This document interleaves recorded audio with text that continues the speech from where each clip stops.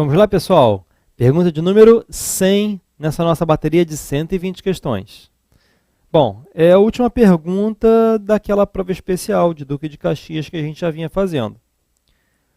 Entre as competências do Tribunal de Ética e Disciplina da OAB, não se inclui, à luz das normas aplicáveis do Estatuto da Advocacia e do Código de Ética. Então, olha só, gente, o Código de Ética e Disciplina, ele traz mais detalhes nos artigos 49 e 50 acerca do Tribunal de Ética e Disciplina. O Tribunal de Ética e Disciplina, gente, ele não serve só para processar e punir em primeira instância os advogados e estagiários, não. Ele tem outras atribuições, né? O Tribunal de Ética e Disciplina ele serve para tirar dúvidas sobre a nossa matéria, sobre deontologia jurídica. O Tribunal de Ética e Disciplina ele serve para tentar a conciliação entre advogados. Então vamos marcar aqui qual que não é a atribuição do Tribunal de Ética. Letra A. Instaurar de ofício processo sobre ato que considere em tese infração à norma de ética profissional. Bom, esta é uma atribuição, então não marque não, né? É para marcar qual que não é. B. Mediar pendências entre advogados, bem como conciliar questões sobre partilha de honorários, também é uma atribuição. C. Responder a consultas em tese, aconselhando e orientando sobre ética profissional? Sim. Letra D. Elaborar seu orçamento financeiro a ser submetido ao conselho seccional? Ah, não. Esse realmente não é. Perfeito? Aí é a atribuição do próprio conselho seccional. Ok? 101.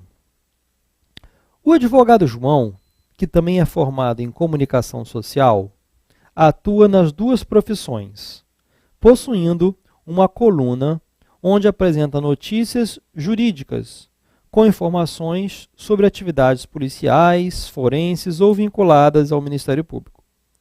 Semanalmente, inclui nos seus comentários, alguns em forma de poesia, suas alegações forenses e os resultados dos processos, sob sua responsabilidade, divulgando com isso seu trabalho como advogado.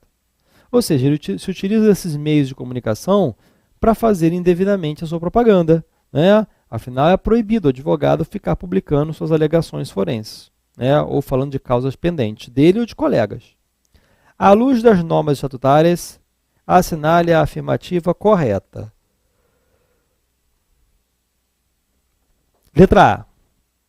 A divulgação de notícias, como aventado no enunciado, constitui um direito do advogado em dar publicidade aos seus processos? A divulgação de notícias, como aventado no enunciado, constitui um direito do advogado em dar publicidade? Não. Está errado. Letra B. Nos termos das regras que caracterizam as infrações disciplinares, está delineada a de publicação desnecessária e habitual de alegações forenses ou causas pendentes. Sim, é esta a resposta. E essa tipificação está no artigo 34, inciso 13 do Estatuto. Letra C. Diante das novas mídias que também atingem a advocacia, o advogado pode utilizar-se dos meios ofertados para a divulgação de seu trabalho? Não. Veja como é que tem caído bastante esse tema de publicidade, gente. Que vocês já sabem, artigo 28 e seguinte. Letra D. A situação caracteriza o chamado desvio de função de advogado com prejuízo à imagem dos clientes pela divulgação? Nada a ver isso aqui. 102. Agora é a FGV unificada, exame nacional. Depois, gente,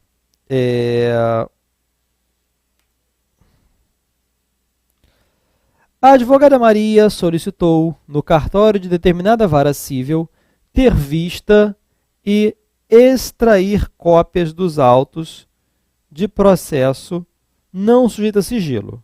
Então, a advogada Maria solicitou no cartório de determinada vara civil ter visto e extrair cópia de autos do processo não sujeito a sigilo. Então, tudo bem. Então, qualquer advogado pode ter acesso e tirar cópia. Aí, o serventuário a quem foi feita a solicitação afirmou que Maria não havia juntado à procuração os autos do processo em questão. E, em razão disso, apenas poderia ter vista dos autos e que lhe seria vedada, ou seja, proibida, a extração de cópias. A partir do caso apresentado, assinale a afirmativa correta. Letra A. O serventuário não agiu corretamente. Mesmo não estando constituída nos autos do processo, Maria pode ter vista e obter cópias dos autos do processo, já que o mesmo não está sujeito a sigilo. Boa resposta, não é? Artigo 7º, inciso 13 do Estatuto.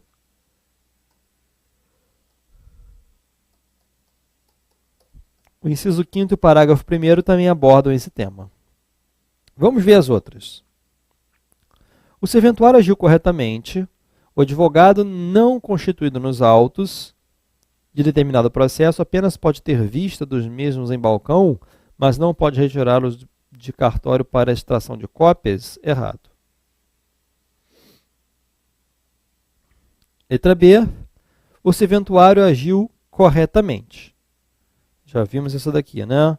Letra C. O serventuário não agiu corretamente, mas vamos ver se os motivos aqui estão certos.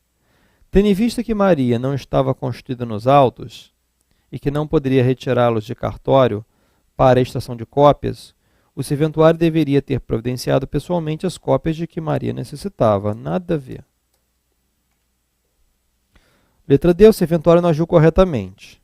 Tendo em vista que Maria não estava constituída nos autos do processo, não poderia sequer ter vista. Meu Deus do céu, absurdo isso aqui. Errado.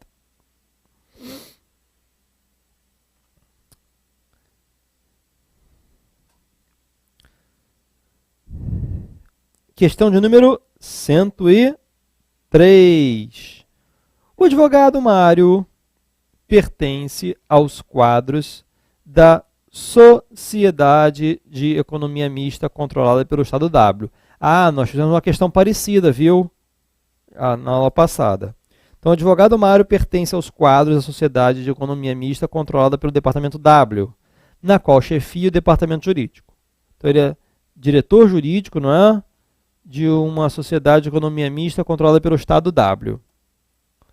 Não existe óbice para a prestação de serviço de advocacia privada, o que ocorre no escritório que possui no centro da capital do Estado, em horário diverso do expediente da empresa. Então ele tem um escritório particular, além de ser chefe do departamento jurídico dessa sociedade de economia mista. Muito bem.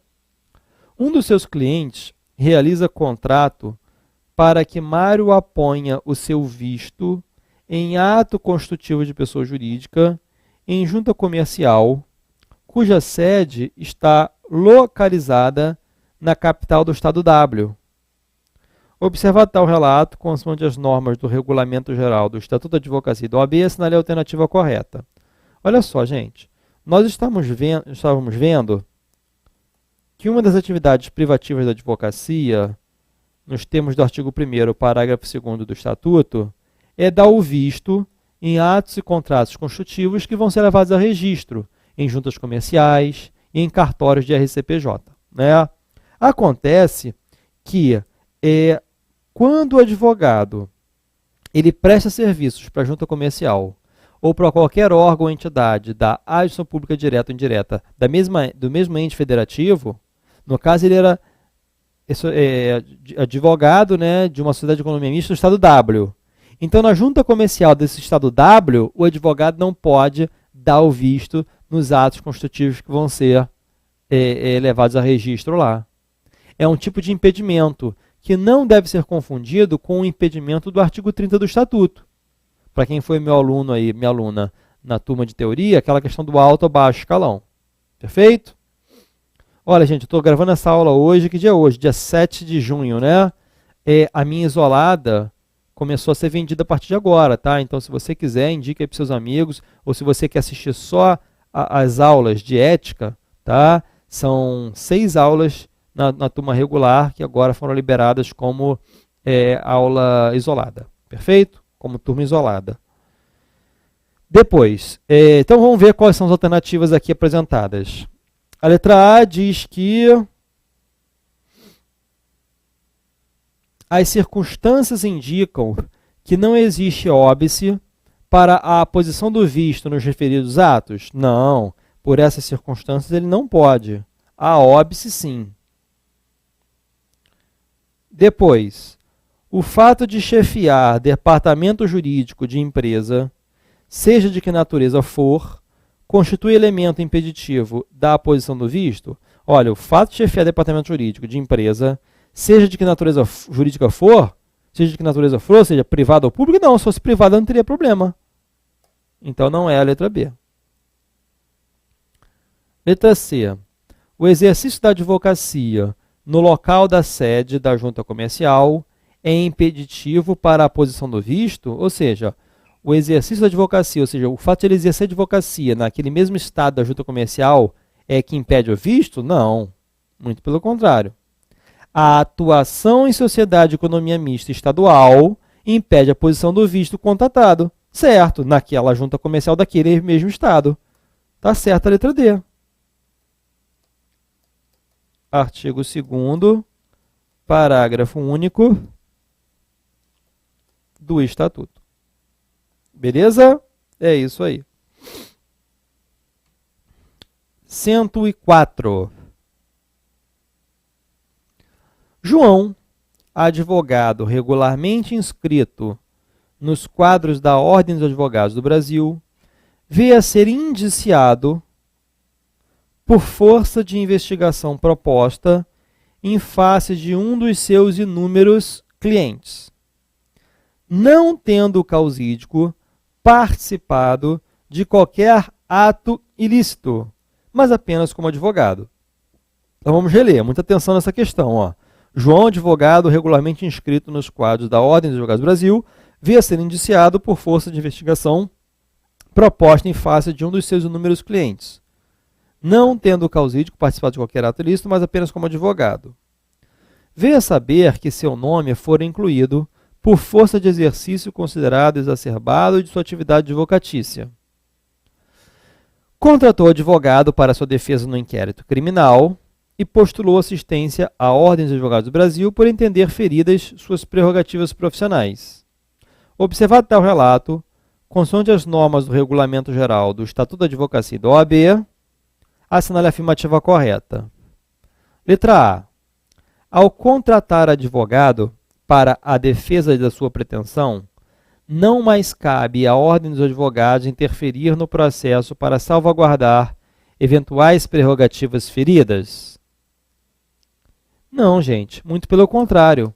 O artigo 16 do Regulamento Geral, ele possibilita, né? Quando o advogado, gente, estiver sendo investigado, aqui no caso foi inquérito policial, ou ele estiver na qualidade de vítima, ou já acusado em uma ação penal, decorrente de atos relativos ao exercício da advocacia, ou a esses ligados, né? A possibilidade de, além de ele ter um advogado particular, a OAB ainda vai mandar um advogado também. Então não é letra A, por esses motivos. Letra B. A atuação da Ordem dos Advogados na defesa das prerrogativas profissionais implicará a assistência de representante da instituição, mesmo com defensor constituído. E aí, será que é essa? Vamos confirmar?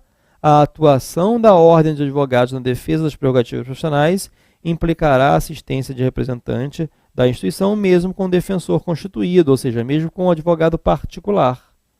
É essa a resposta, não é? Artigo 16 do Regulamento Geral. Vamos ver a letra C, para confirmar mesmo. A assistência da Ordem dos Advogados está restrita a processos judiciais ou administrativos, mas não é inquérito? Não. Inquérito também alcança. D.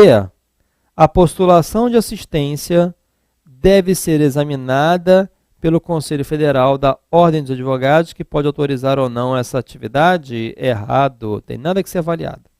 Perfeito? Questão de número 105, bem fácil essa daqui, olha. Nos termos do Estatuto da Advocacia, existe a previsão de pagamento de honorários advocatícios. Assinale a afirmativa que indica como deve ocorrer o pagamento quando não houver estipulação em contrário. Gente, o artigo 22, parágrafo 3º do Estatuto, diz que, salvo estipulação em contrário, 1/3 dos honorários eu pego no início, 1/3 com a decisão de primeira instância e o restante 1/3 no final. Tá? Então, eu divido em 3 vezes, mas olha, salvo estipulação em contrário. Cuidado com isso, porque uma vez perguntaram em prova, é obrigado o advogado pegar 1/3 no início? Não. É obrigado o advogado passar em 3 vezes? Também não. Então, letra A, metade no início e o restante parcelado em 2 vezes. Gente, se for letra de lei, né, quando não houver a estipulação em contrário, a recomendação não é esta, mas sim a da letra B, não é? Né? Olha lá, 1/3 no início, 1/3 da decisão de primeira instância e 1/3 ao final. Beleza? É isso aí. Depois, 10% no início, 20% da sentença, o restante errado. Né? 50% no início, 30% não é isso não. 106. O advogado Mário, para ilustrar a tese que desenvolvia, fez inserir em petição por ele apresentada citação de julgado inexistente. Ele inventou jurisprudência, gente. Inseriu ainda a citação doutrinária, cujo teor foi completamente deturpado. A respeito da hipótese, assinale a afirmativa correta. Gente, não confundam 2 situações. Nós temos como infração disciplinar, do artigo 34, inciso 6, que é o seguinte, ó, 34.6.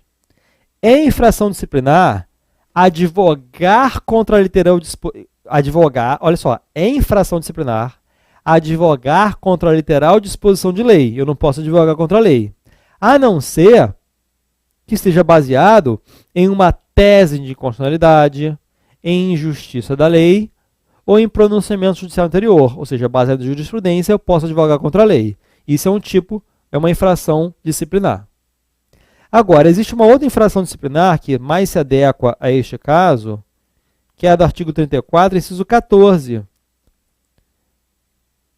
que diz, é infração disciplinar, constitui infração disciplinar, deturpar o teor de dispositivo de lei, de citação doutrinária ou de julgado, bem como de depoimentos juntados para iludir o advogado da parte contrária ou iludir o juiz da causa.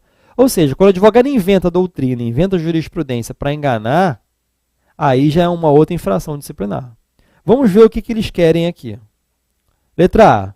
Mário não cometeu infração disciplinar, pois o advogado, amparado no princípio da ampla defesa, deve ter liberdade para defender os interesses de seus clientes da forma que achar conveniente. Claro que não. Errado. Letra B. Mário cometeu infração disciplinar, punível com pena de censura, nos termos do Estatuto, e violou o dispositivo do Código de Ética e Disciplina. E aí, gente? Será que foi? É passível de censura? Letra C. Mário cometeu infração disciplinar punível com pena de exclusão, nos termos do Estatuto, e violou o dispositivo do Código de Ética. Ou é censura ou é exclusão, ou Mário não cometeu infração disciplinar prevista no Estatuto, tendo apenas violado o dispositivo do Código de Ética. Então já está errado isso daqui. Gente, essa infração disciplinar, o advogado Mário, para ilustrar a tese que desenvolvia, fez inserir em petição por ele apresentada citação de julgado inexistente. Inseriu ainda citação doutrinária, cujo teor foi completamente deturpado. Gente, olha aqui. O artigo 36, inciso 1º do Estatuto, diz que é punível com censura as infrações definidas no artigo 34, incisos 1º a 16 e 29. Olha, essa é do artigo 34, inciso 14. Então é punível com censura. Para quem conhece o meu macete lá, o nosso macete do Fric Fic, ele fica na sobra, né? Aquele macete que a gente aprende que com 7 letras você vai acertar qualquer questão que vier sobre esse assunto, né? Em vez de decorar mais de 100 casos, porque olha só, a violação a qualquer inciso, a qualquer artigo do Estatuto ou a qualquer artigo do Código de Ética, se somar, dá mais de 100 casos, né? Mais de 150 casos. Então, a gente teria que decorar isso tudo. Só que com esse macete do Fric Fic, a gente aprende lá na aula teórica, com 7 letras, você vai acertar qualquer questão que vier sobre esse assunto, tá? Eu vou fazer uma revisão do Fric Fic lá no meu curso de véspera, tá? No Fechando Ética.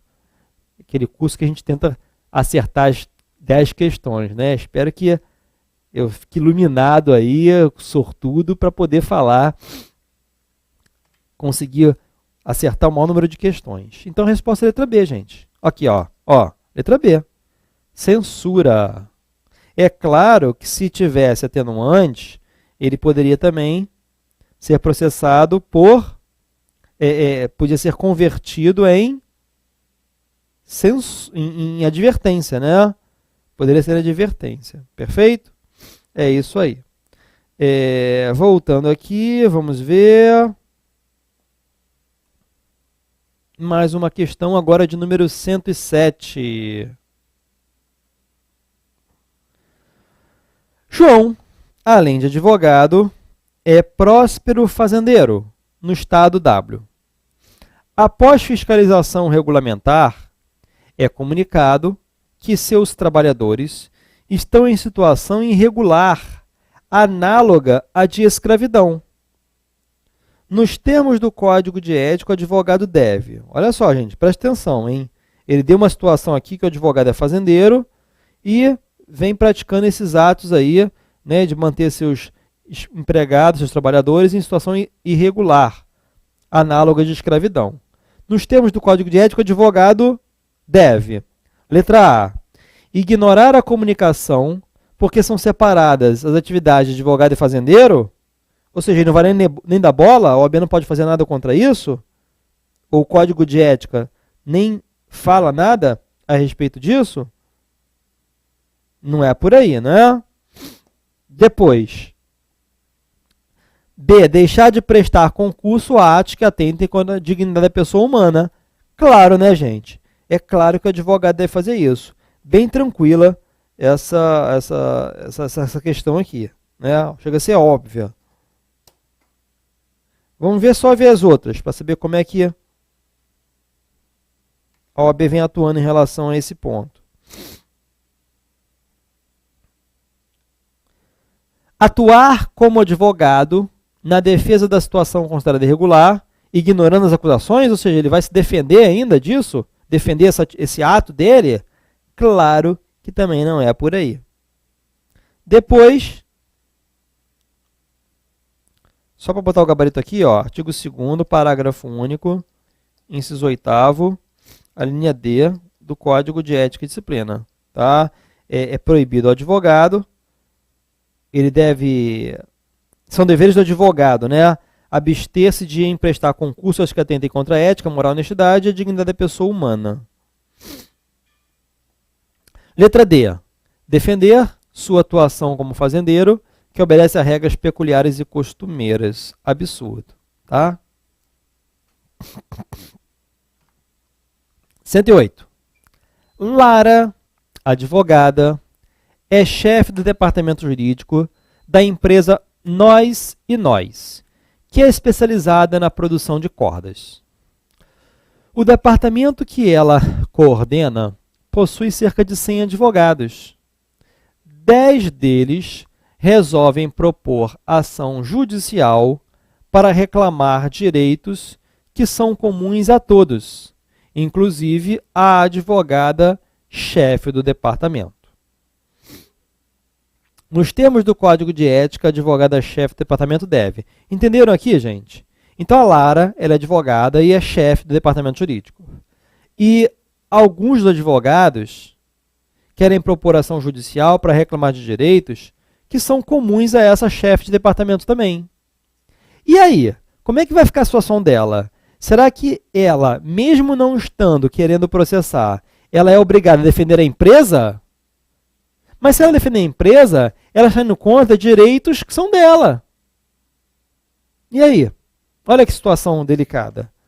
Então, nos termos do Código de Ética, a advogada-chefe do departamento deve, letra A, assumir a defesa da empresa por força da relação de trabalho. Assumir a defesa da empresa por força da relação de trabalho. B, comunicar o fato à empresa e excusar-se de realizar a defesa. Sim, gente, exatamente esta daí. O artigo 4º, parágrafo único do Código de Ética e Disciplina, diz que o advogado vinculado, aliás, é legítima a recusa pelo advogado do patrocínio de pretensão concernente à lei ou direito que também lhe seja aplicável ou contraria expressa orientação sua manifestada anteriormente. Então, o advogado pode sim, nesse caso, recusar. No caso, a Lara pode recusar. Vamos ver a letra C. Indicar advogado da sua equipe para realizar a defesa? Não, eles também não poderão. D.